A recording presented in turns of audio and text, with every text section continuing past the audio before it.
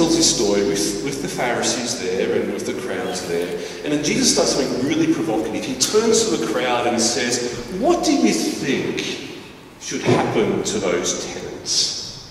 What do you reckon should happen? Just in your own thinking, what do you think should happen to those tenants? Get headhunted by a major corporation. Get headhunted by a major corporation? That's possible. What's your gut feeling when you see something like that? When you see somebody clearly taking advantage of something that's not their own for their own selfish gain? What's your response to that? It should be taken to court. Should be taken to court? There should be some kind of justice that comes about. Well, you know what? Jesus actually asked the crowd that very question. What do you think should happen to the tenants? And the crowd said, the owner should put those wretched, miserable ones to death and lease the tenants to people who will give the produce of the harvest. Now, in this translation, it's wretched, miserable ones. In the Greek, it's evil, evil ones. It's actually evil times evil ones. So, you know, it's pretty clear that the crowd was pretty upset with this idea that these people were taking advantage and killing, the rightful owners of the land. Right? Now, do you think Jesus agrees with them? The Jesus I know, I don't know. Do you think Jesus agreed with that summary that the crowd gave, that they should be put to death, they should be destroyed, should be eliminated? No. Jesus says something really unique, and he actually quotes Psalm 118, verse 22. In fact, it's the most quoted bit of the Old Testament in the New Testament. Did you know that? Does anyone know what it is? Something about a stone. The stone that the builders have rejected has become the chief cornerstone. And this is the Lord's doing. So the stone that has become rejected has become the cornerstone of a whole new reality. A whole new reality in God. And that's what Jesus' response to the crowd was. Now, there are Pharisees sitting there trying to work out what this means, the parable, and also the crowd. And certainly for Matthew, the writer, in the Gospel of Matthew, this Gospel writer, this parable is closely linked to Isaiah 5. Does anyone know Isaiah 5? Isaiah 5 is the story of a vineyard as well, as an analogy. And where the people are supposed to look after the land that was given them and make sure that the poor and the oppressed were looked after, the widows and the like.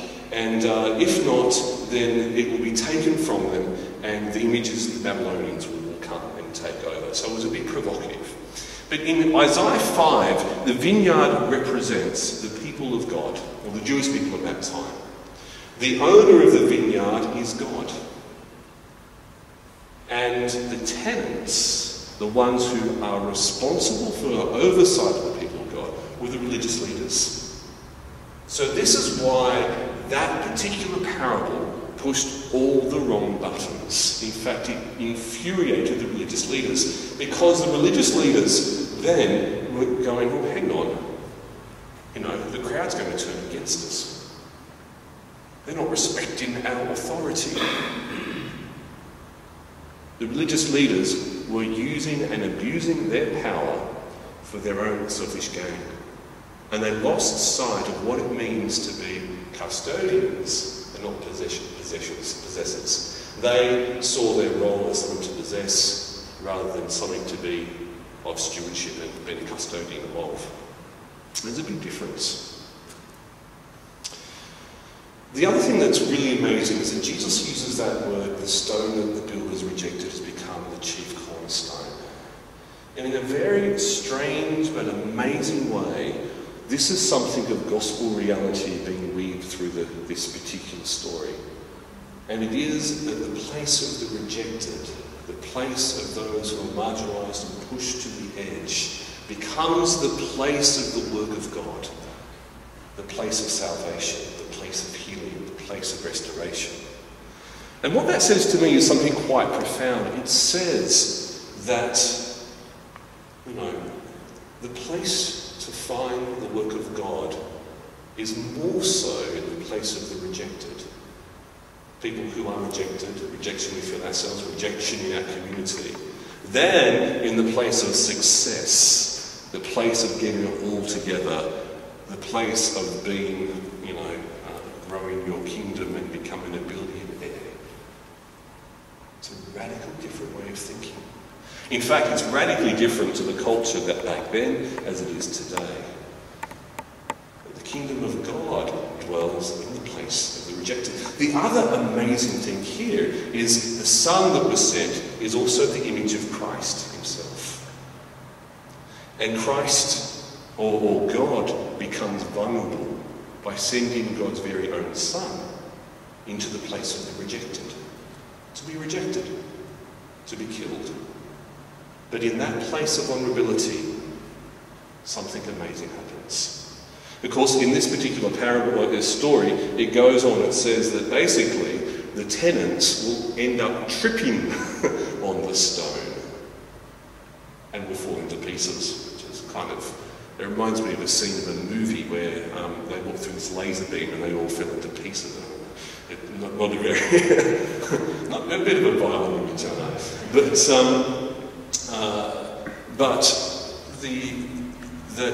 The rejection of the rejected ones, if you go and stand with the rejected ones, they no longer are rejected ones, but become included in the kingdom of God. So what this says to me, as a Christian, as a follower of Christ, is that I need to have a bias to stand with those who are rejected and marginalised, ahead of those who've got it all together, who want to build empires. And that in standing in the place with the rejected, I'm participating in the work of God, the redemptive work of God, the restoring work of God, the justice of God. Now, here in Paddington United Church, we run Eddie Dixon Centre, which is a program for homeless, for anyone in need. And it's been really challenging in a good way to be part of this community. And I've never really felt, some people feel a little bit uncomfortable around homeless people or mentally, people who have mental health issues. And for me, I never thought I did, but then sometimes when people are ODing in front of you, and there's all sorts of crazy things going on, I feel vulnerable. I feel a bit out of control, a bit crazy. And I've been intentional, even though it goes against me wanting to stay in my nice little cocoon, to go and sit in those vulnerable places, in the places of rejection, and where the world in many ways has rejected these ones. And just recently I sat with a particular person who's no longer with us. They've moved on to, not in terms of going to God, but they've moved to a better place, and who has a gambling addiction. And I sat and just wanted to hear the story of this particular person. And it broke my heart, although I didn't necessarily show it. Well, I did a little bit. But this particular person had quite a good paying job, and had a relationship, was married, they didn't have kids. And the gambling addiction was always there, but it started to get worse and worse and worse. To the point that every pay, all of this person's money would go into the poker machines, in the pubs. Every time he'd walk home from work, there was a pub there. It was like a magnet he could not escape from. He was sucked in and put there, and so on and so forth. He tried in his own strength to move beyond this addiction and found it immensely difficult. He even set up accountability structures and all sorts of things. He was quite intelligent. But of course, when the urge came and he had money, it was just like, a fly to one of those zapping, those light zappers. And so his wife got to the point where she had enough and said, I can't live with this anymore. We're so much in debt, this is not working, we're going to go our own way. He continued working and was continually frustrated with not being able then to maintain rent and to pay for the basics of living. And he got to the point where he wanted to jump off the gate. And he stood there, he wasn't able to hold down a job because things happened there. And he said to me, I've never told anyone this story because nobody's ever asked me. He said, people give me food and people like to tell me what to do, but nobody's actually asked me. And he went on and he said, as I stood on the edge there, I was prepared to just disappear. But I stood, I took a step back, and I don't know why I did, but I just did. And I cut myself off from the world, from welfare, from Centrelink. I got rid of my licence because I knew if I had no access to money, then I couldn't get it. So I ended up on the streets. And of course, we feed anybody who comes in, and he ended up here. As a safe place. As I got to know him, I became aware that my job wasn't necessarily to save him, but to sit with him in his vulnerability and in the place of being rejected by family, by work, by the closest relationships that humans share. And he made it very clear to me that he didn't want an accountability partner. He just wanted somebody who cared. And so we sat and we talked and, built a relationship. And I would ask the question, have you thought about, what might be next? We talked about the gambling reforms in the country at the moment, about these prepaid things, and he thinks they're absolutely ridiculous because it actually is another removal step from the reality of going to the thing, getting the coins and putting them in. It's this plastic, and like we all know with plastic, we lose the sense of the real money, the value of money. And this, you can have a preloaded limit here, but you can set the preloaded limit at whatever you like. It will not stop this problem. After we explored all these issues, he began to say, you know what, there is one place where I think I could be safe. Safer. I said, where's that? He said, my biggest problem is the poker machines in pubs. And every pub in New South Wales has them, every club has them. But there's one state that doesn't, Western Australia. He said, I'm prepared to start my life again in Western Australia. And I said, this is where we can help. Let us help you make that step. And so this person has now moved there, is now in accommodation, he's got his licence and back into the system, and is in the process of rebuilding life. And it was the only really simple step. I was able to drive him to the airport, really.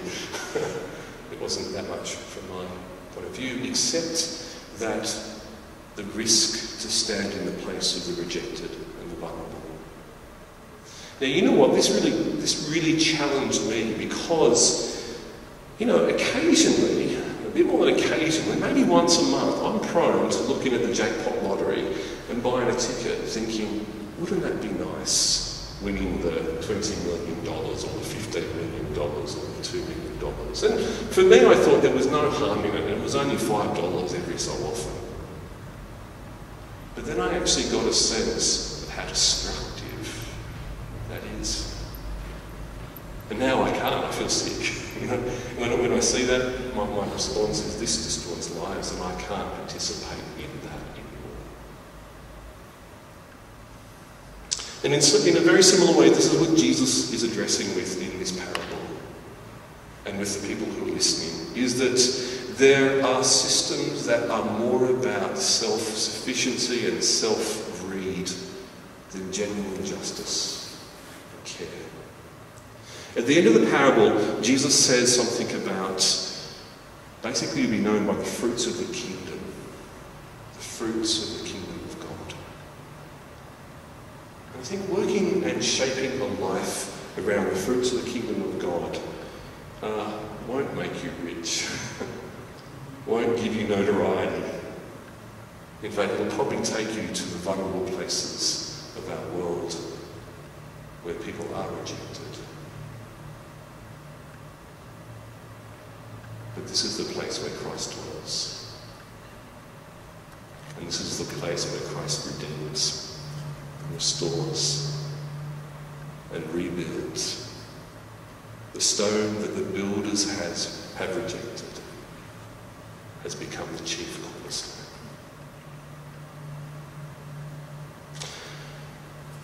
So, if we are willing and daring to explore the places of the rejected, not only in ourselves psychologically, which is a nice, it's appropriate to do that, but also in our world and our community,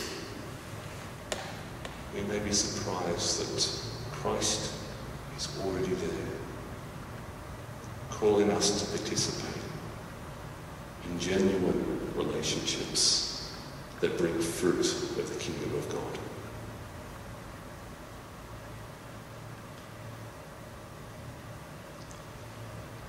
So I want to hear that song, I Want to Be a Millionaire or a Billionaire. So, is it freaking bad? That's what it is, isn't it? I feel the tug of that. Who feels the tug? Who thinks that money would solve all their problems?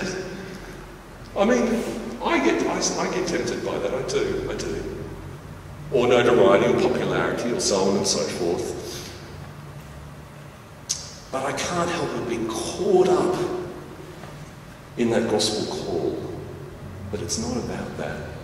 And when it is, you become like those tenants, those miserable wretches, those evil times and evil in Greek. Of course, Jesus doesn't label that, the crowd labels that because they see the fruit of that behaviour. But rather the way of the one who's even willing to lay down his life, a self-giving act, the giving of oneself for love.